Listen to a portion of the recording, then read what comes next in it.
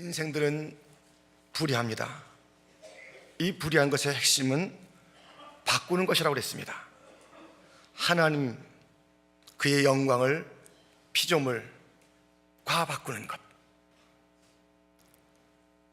진리를 거짓으로 바꾸는 것,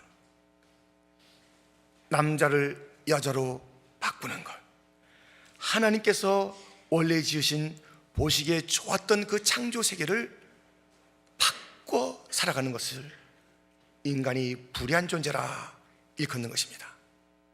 그래서 바꾼 대로 살아봐라 했더니 생지옥이에요. 생지옥. 살아가라 했더니 미워하고, 섬기라 했더니 끌어당기고, 이 비참한 인생의 실상을 우리는 어제 함께 살펴본 바가 있습니다. 이제 하나님의 심판에 대해서 우리가 말씀을 나누는 가운데, 어제가 모든 인류, 특별히 이방인들의 죄를 한다면 오늘은 유대인과 헬라인, 곧 유대인과 이방인들을 향한 죄의 고발들이 본문에 나와 있는 것입니다. 오늘 본문에 아주 중요한 단어들이 있습니다. 하나는 양심이고, 또 율법이고, 마지막 절에 복음이란 단어가 나요. 복음, 율법, 양심. 이 세 가지는 다 죄에 대해서 깨달음을 가져다 줘요. 율법이 없었던 이방인들에게는 양심이 다 있어요. 물론 유대인에게도. 이 양심의 기능은 이거 아니다, 이렇게 하면 안 되지, 이렇게 해야 옳을 것이야, 죄에 대한 깨달음을 주는 것이 그 기능입니다. 그러나 그것이 깨닫게 하는 것은 죄의 진정한 의미, 곧 하나님과 인간 간에 있었던 그 간격과 틈이 벌어진 이유에 대해서 알지도 못하고, 이 죄의 문제를 해결할 수 있는 방법은 더더욱 없는 것이 이 양심인 것입니다. 율법은 나아요. 율법은 죄를 깨닫게 합니다. 그리고 이 죄를 깨닫게 할 뿐만 아니라 여기서 의로워질 수 있는 그러한 방법도 이 율법은 제시하고 있습니다. 그것은 무엇이냐면, 율법을 완전하게 지키면 하나님으로부터 멀어진 이 인생의 실상에서 회복되어서 다시 하나님의 의를 가질 수 있는 길을 율법은 보여주고 있으나, 야고보서 2장 10절에서 말했듯이 너희들이 율법 중에서 단 한 가지라도 어기면 모든 율법을 다 어긴 것이다.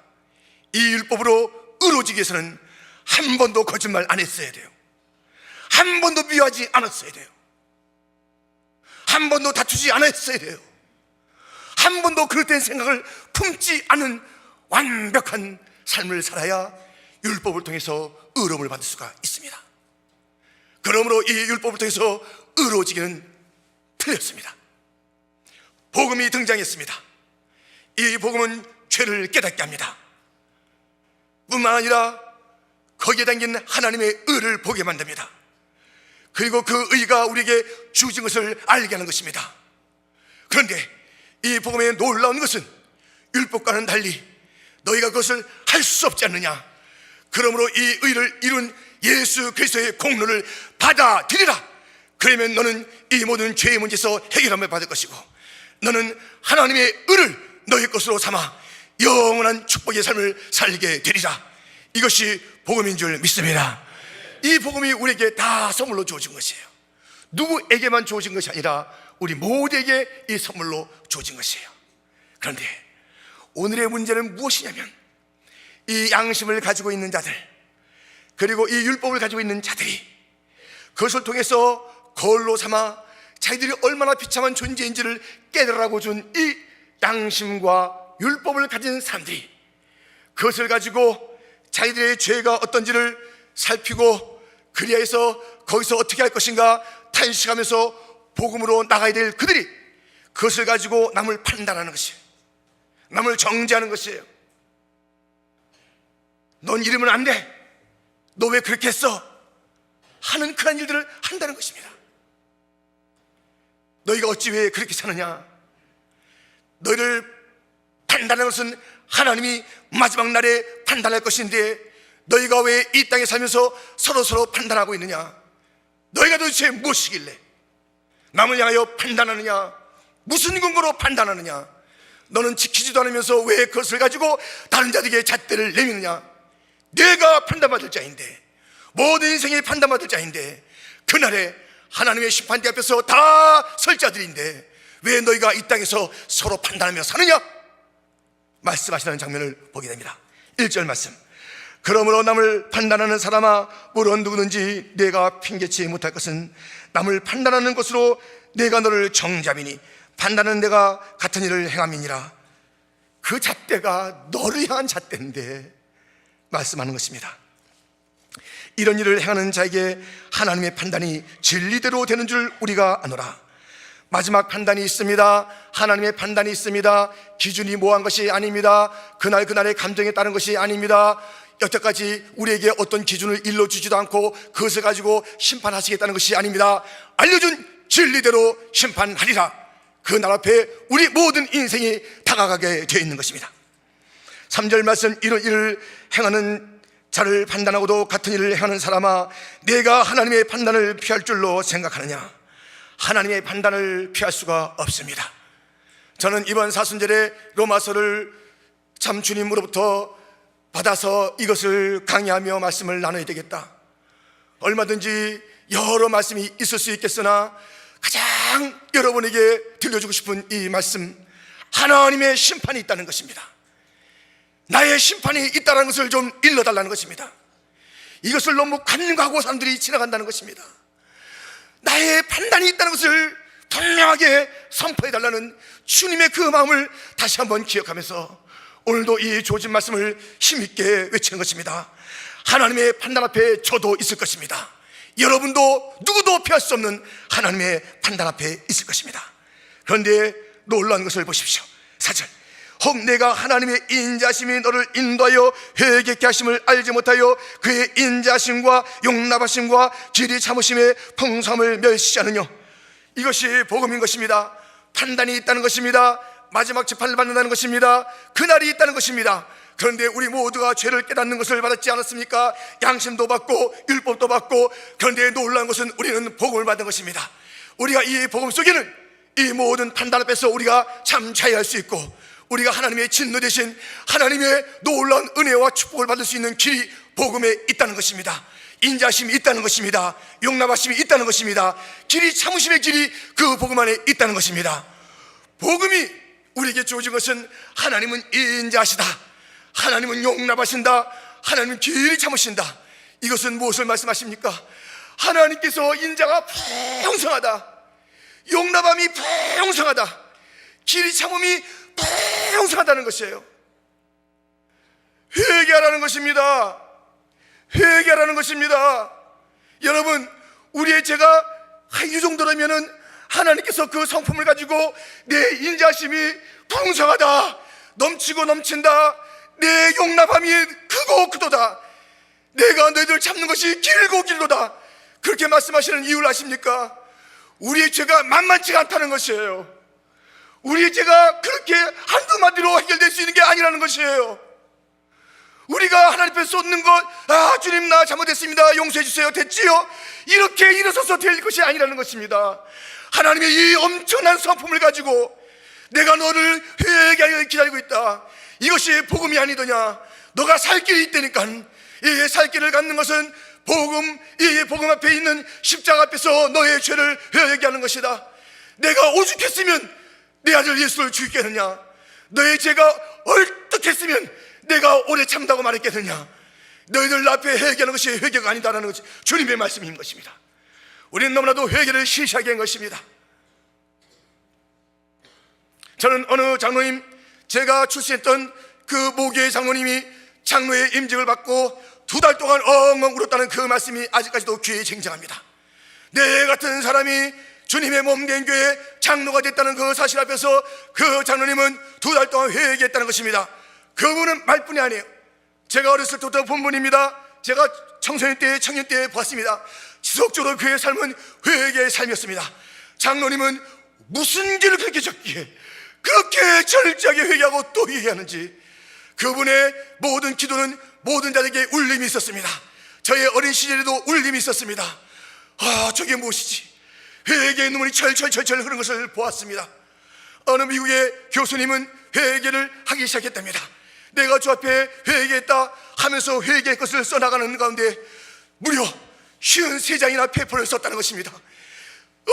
하나님, 내가 이러한 죄인입니다.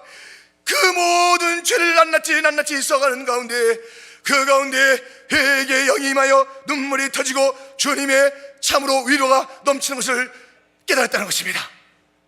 우리가 이러한 회개가 있습니까? 너무나도 적당하게 살아가는 것입니다. 아니, 우리 주님께서 길이 참으시고 용납하심을 크게 갖고 계신 그 주님이 우리의 죄를 바라보실 때에 너희가 이 나의 용납함에 정말 안길만한 큰 죄를 졌다라고 말씀하시는 것 아닙니까? 그런데 들어보십시오. 5절 말씀에 다만 내 고집과 회개치 아니한 마음을 따라 진노의 날 곧 하나님의 의로우신 판단이 나타나는 그날의 임할 진노를 내게 쌓는도다. 지금 회개할 기회가 주어졌는데 왜 고집을 피우십니까? 왜 고집을 피우세요? 왜 고집스러운 인간이 되세요? 우리 인생은 그렇게 지은 게 아니에요. 고집은 우리의 것이 아니었어요. 바뀐 거예요. 순종이 우리의 것이었어요. 감사가 우리의 것이었어요. 서로 아름다운 언어가 우리의 것이었어요. 왜 고집불통의 삶을 사냐고요? 회개하지 않은 증거는 고집이에요. 고집. 사람이 완고해요. 도대체 알아듣질 않는 거예요. 이 목이 터지라고 외쳐도 그게 되는 게 아니에요. 여러분, 이 고집스러움을, 이 우리의 회개치 않는 마음을 꺾어야 하나님의 진노의 날에 우리가 이 진노를 피할 수 있습니다. 이것이 복음인 줄 믿습니다. 복음은 우리로 하여금 진노의 날에 하나님의 심판을 피할 길을 준 것입니다. 우리가 행할 것은 아무것도 없습니다. 우리가 행할 것은 그 십자가 바라보며 우리의 모든 왕관의 것을 내려놓으며 그 십자가, 그 주님을 우리가 믿으며 회개할 때 그 역사가 있을 줄 믿습니다. 6절, 하나님께서 그 각 사람에게 그 행한 대로 보응하시되 하나님은 행한 대로 보응하십니다. 참고 선을 행하여 영광과 존귀와 썩지 아님을 구하는 자에게는 영생으로 하시고. 무슨 말씀이십니까? 아니, 여태까지는 은혜로 복음은 그렇게 했다고 했는데 갑자기 행함이 왜 나오는가 의아해 하실 분들이 있을 것입니다. 행한 대로 보응하신다는 것입니다. 선을 행하라는 것입니다. 맞습니다. 우리가 이 하나님의 이 놀라우신 구원의 방법인 복음을 받아들이는 것입니다. 이건 주어진 것입니다. 믿음 또한 우리에게 주어진 선물이기 때문에 철저하게 모든 것이 하나님에게 받은 이 놀라운 선물이 이 복음인 것입니다. 그 가운데 무엇이 있다고 그랬죠? 하나님의 의가 있다고 그랬습니다. 하나님의 거룩하심이 있다고 그랬습니다. 하나님의 온전하심이 있다고 그랬습니다.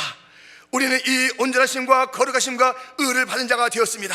우리가 구원받은 그날에 이 의가 완전한 모습을 가진 것이 아닙니다. 우리가 받은 그 구원의 그날에 칭의라는 것을 받았으나 우리가 하나님의 성품을 온전히 닮아가는 그날이 된 것은 아닙니다.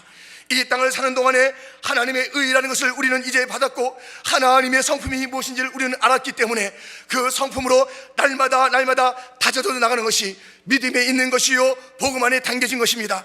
그러므로 여기서 우리가 분타는 삶을 요청받는 것입니다. 우리가 더욱더 기도하는 삶이 필요한 것입니다.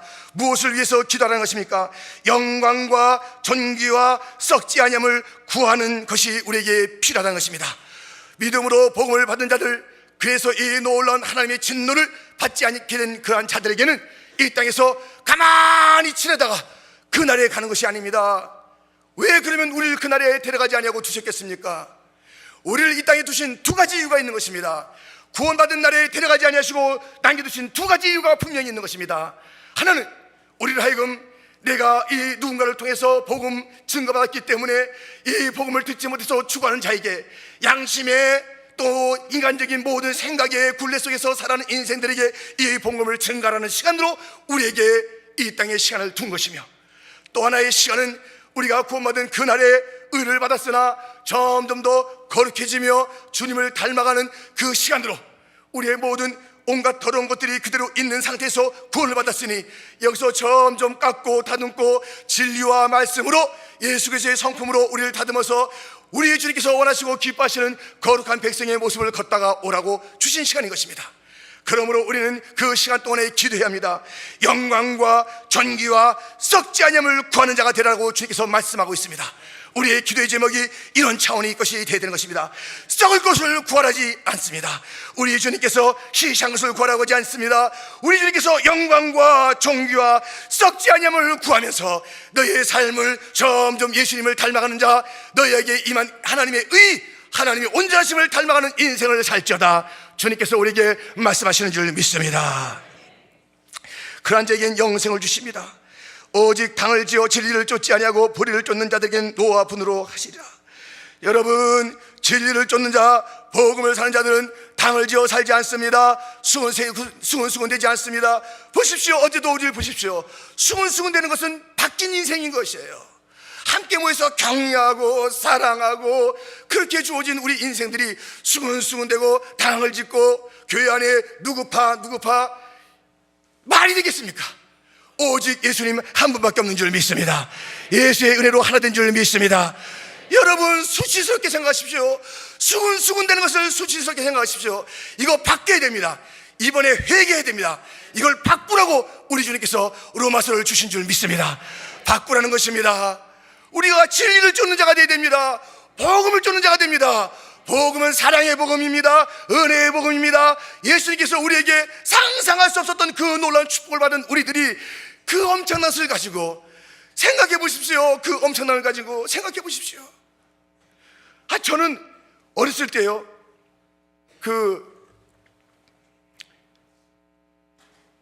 세종회관이라고 있어요. 저기 한국에 유명한 불고기집이 있습니다. 거기는 생일날은 짜장면 먹는 날인데 생일날보다도 더한 그런 일이 있었어요. 불고기를 저하고 우리 누님하고 저하고 먹었어요. 불고기를 갖다 이야 부들부들한 그 고기를 먹고 이제 나가는데요, 나가는데 호떡집이 있는 거예요. 그래서 제가 불고기 먹은 그날이에요. 이건 지금 뭐 진짜 놀라운 날이죠. 가다가 아버지 호떡 그랬어요. 근데 아버님께서 하신 말씀이 있습니다.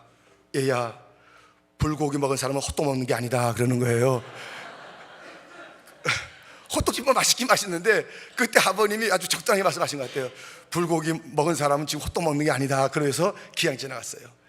뭐 호떡이 나쁘다 좋다 그것을 떠나서 여러분, 큰 은혜를 받은 자가 좀 그 차원의 삶을 살아야 돼요. 영광스러운 삶을 삽시다. 우리가 존귀한 삶을 살아갑시다.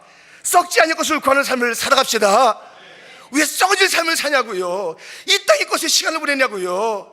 얼마나 우리가 할 일이 많은데, 주의 복음을 살 일이 많은데, 진리를 붙잡고 이 진리대로 심판하실 주님을 기다리면서 삼할 일들이 많은데 왜 헛된 것을 붙잡고 사느냐고요? 여러분,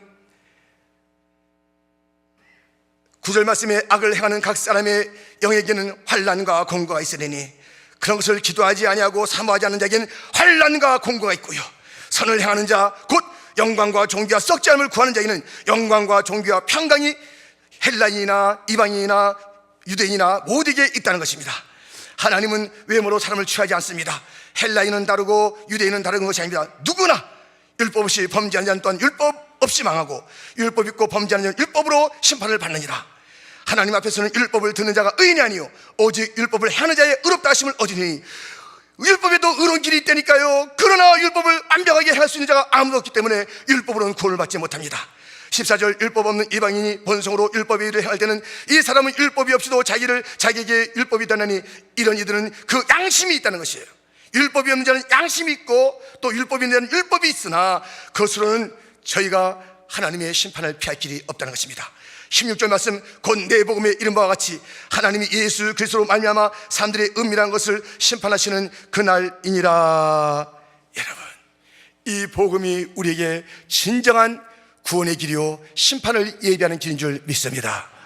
우리 주님은 이번 사순절에 회개하기를 원하십니다. 여러분 아세요? 회개는 자기의 죄를 인정하는 것입니다. 회개는 죄를 슬퍼하는 것입니다. 회개는 돌이키는 것입니다. 이것이 필요해요. 아무리 생각해도 자꾸 이 말씀이 저를 비롯해서 우리 모두에게 너의 죄를 인정해라, 너의 죄를 슬퍼해라, 죄에서 돌아서라, 영광과 정죄와 평화의 길이 있느니라, 복음의 축복을 받아 누려라. 왜 아직 율법과 양심의 시대에 있느냐? 왜 아직까지도 바뀐 대로 그대로 있느냐? 돌이켜라, 돌이켜라.